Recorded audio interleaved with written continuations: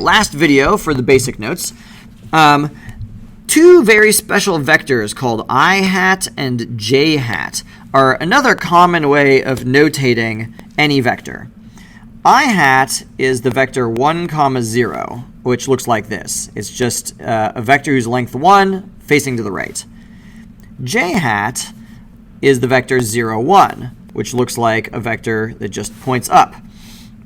So rather than writing a vector as how far over, how far up, you can think about a vector as stretching the I hat vector and then stretching the j hat vector to point at the vector that you want.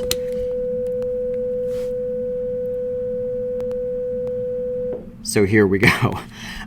Over 1, 2, 3, 4, 5, and up 2 takes us here. So this is the v vector. One way of saying that you're going over 5 is saying that we are going to scale I hat by 5, because I hat just points 1 to the right. So if I scale it by 5, so here, let's do this. So here's I hat. This is now 5 I hats.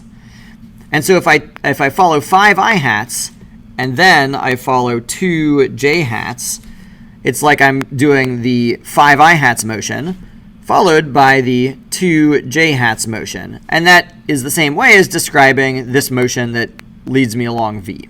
So this is a very common way of writing v. It's like you break down the vector and you write it as scaled versions of other vectors.